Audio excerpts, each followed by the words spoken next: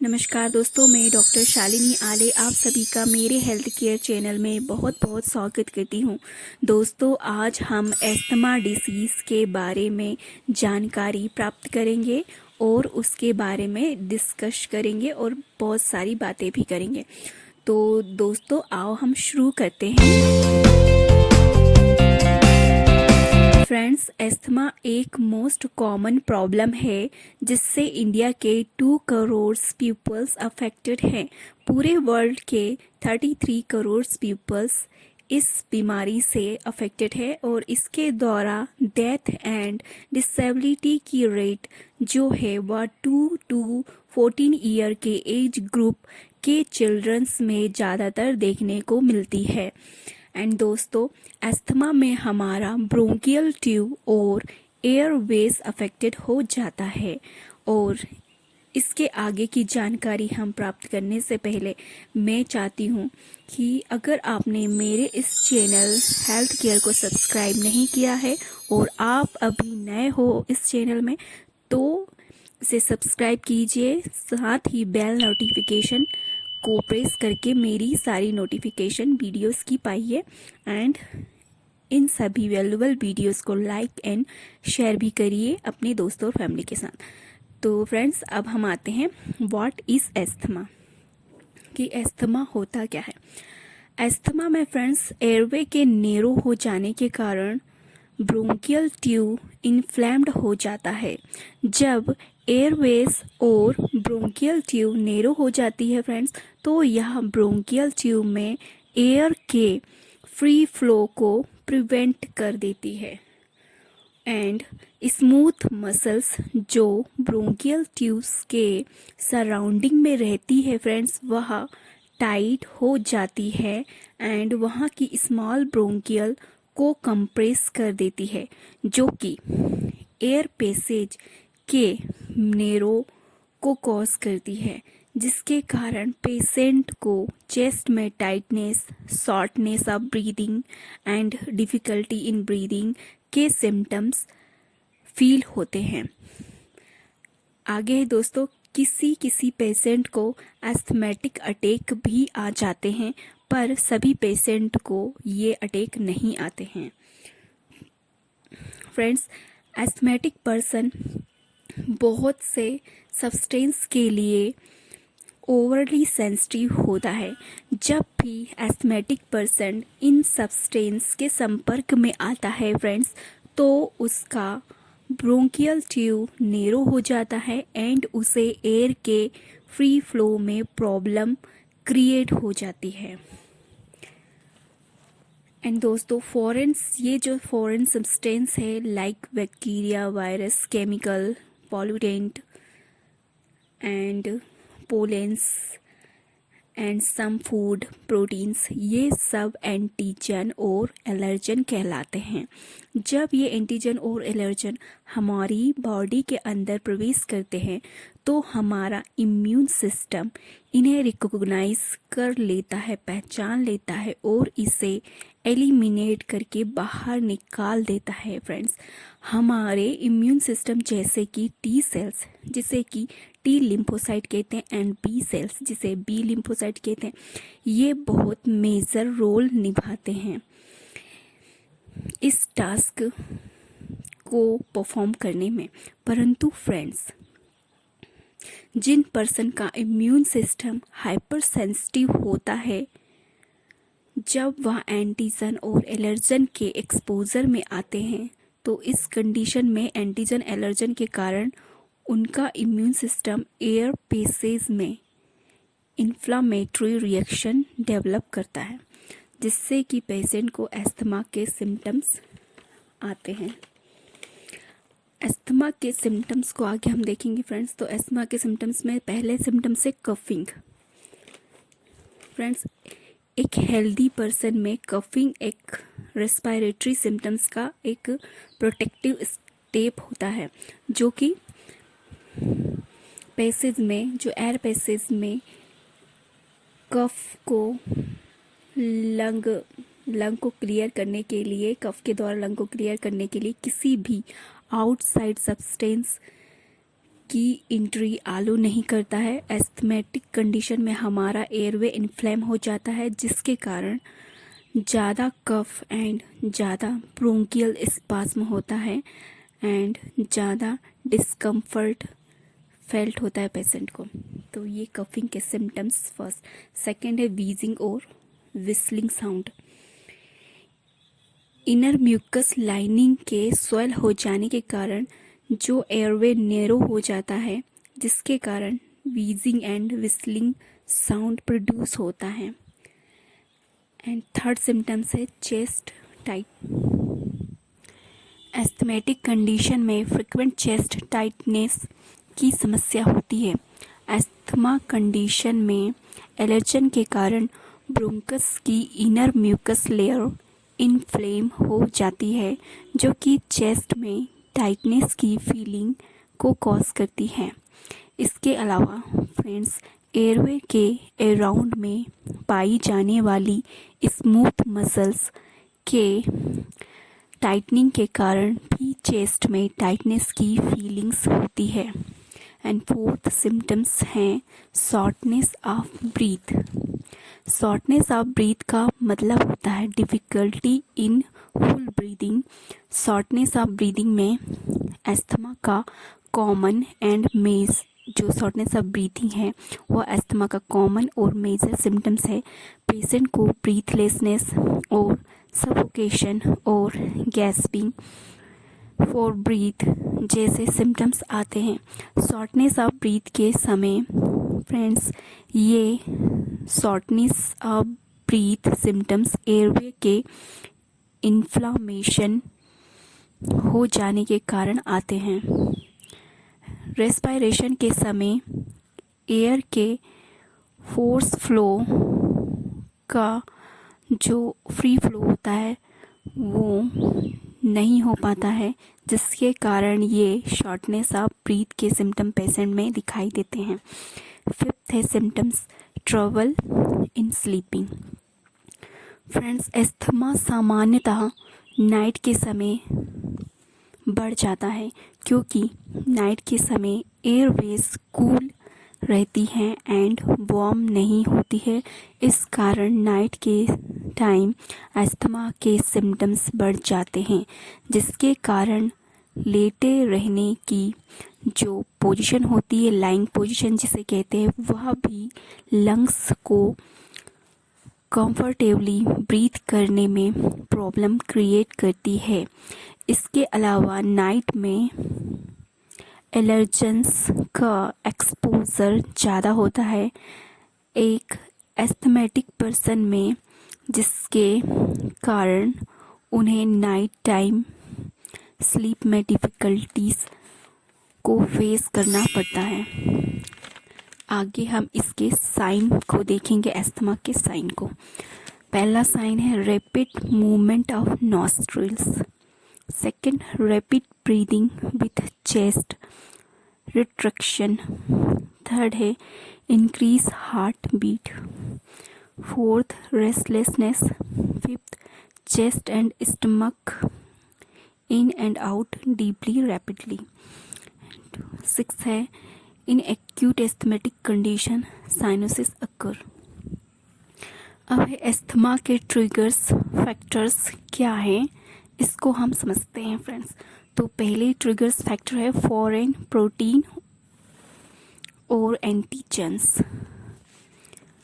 बहुत सारे foreign substance atmosphere में उपस्थित होते हैं फ्रेंड्स, जो कि एलर्जेंस एंड और एंटीजन कहलाते हैं, जो कि एस्थमा के ट्रिगर्स फैक्टर्स को कॉज करते हैं। सेकंड ट्रिगर्स कॉज है इन्फेक्शन।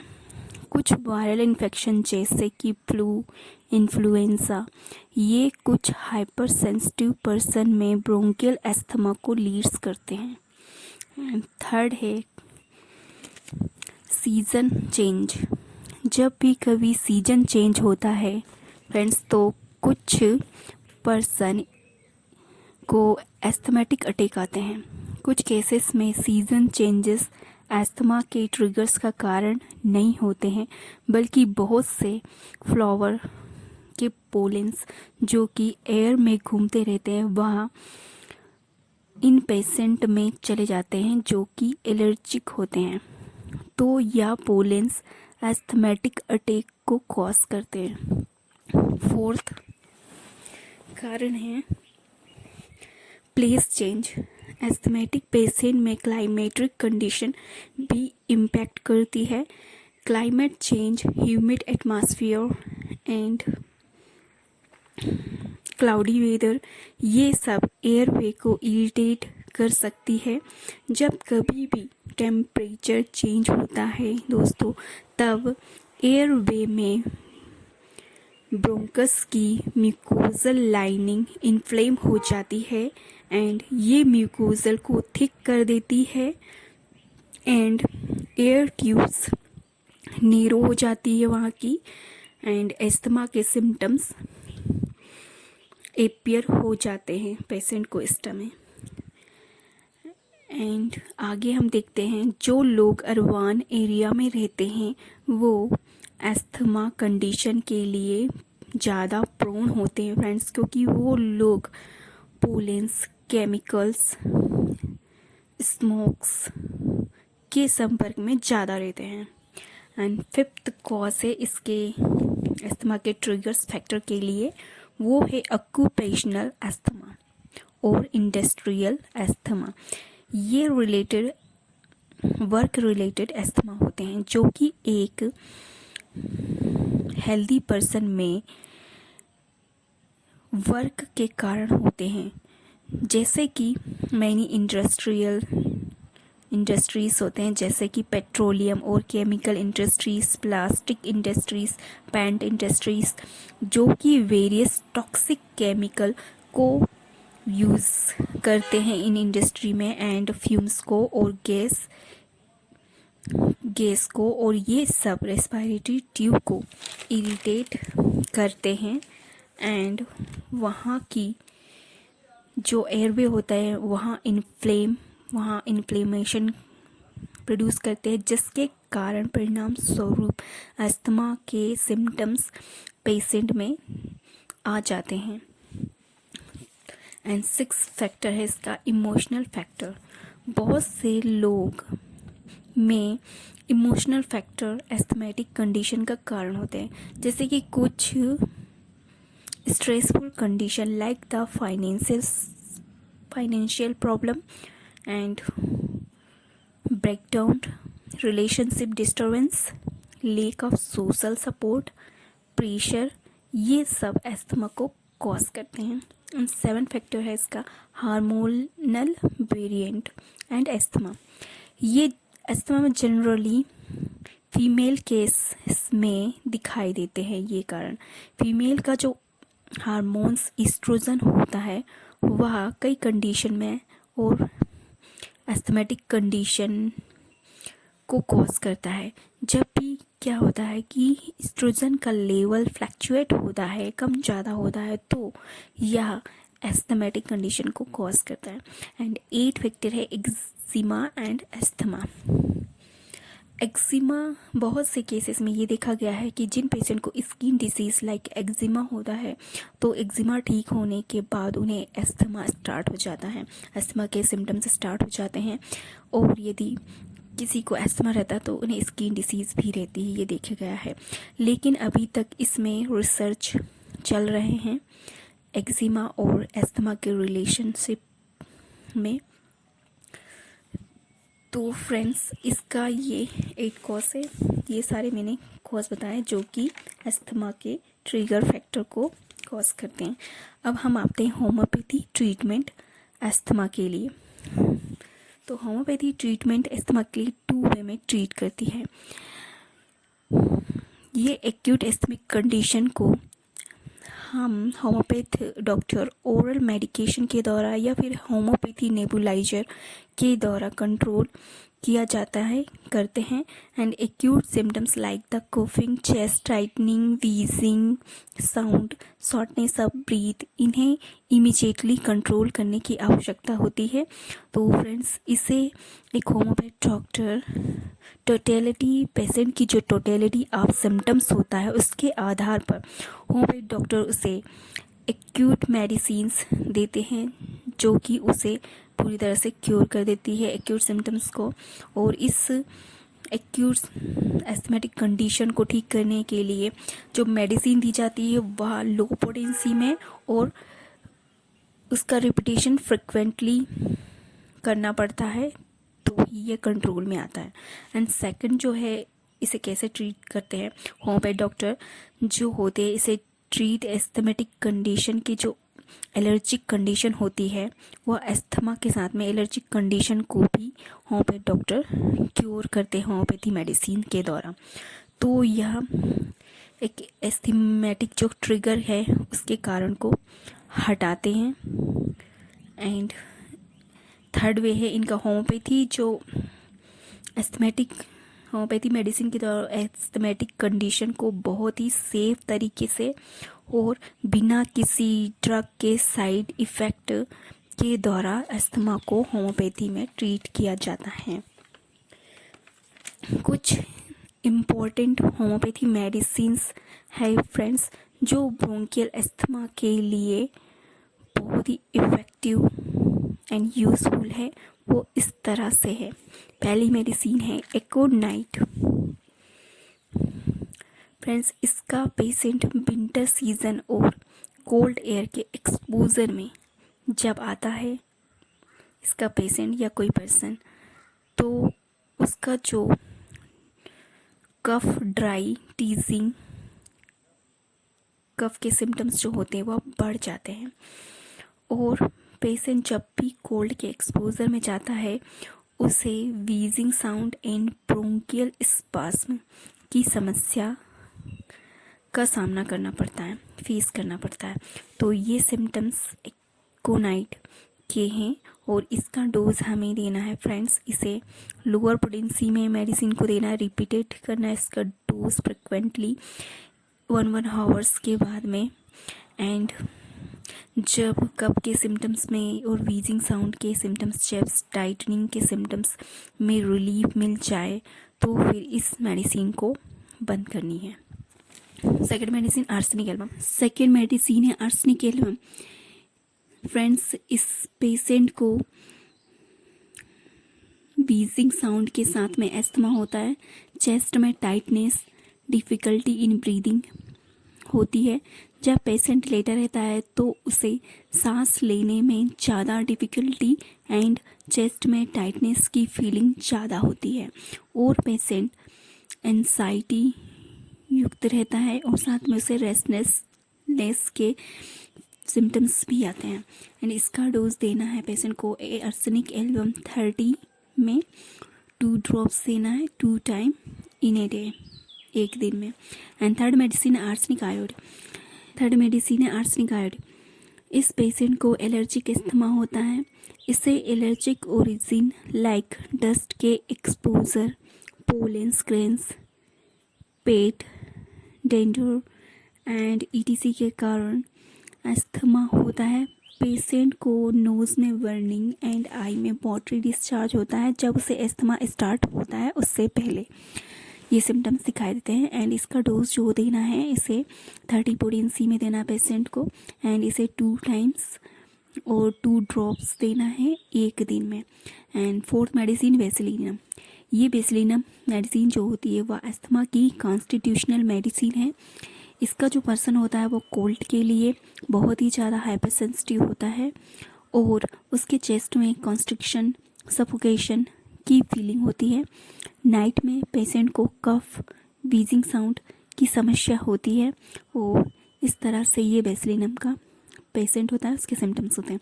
एंड इसका डोज जो देना है उसे लोअर पोटेंसी 30 पोटेंसी में देना है 2 ड्रॉप 2 टाइम एक दिन में। एंड फिफ्थ मेडिसिन है ब्लाटा ओरिएंटेलिस।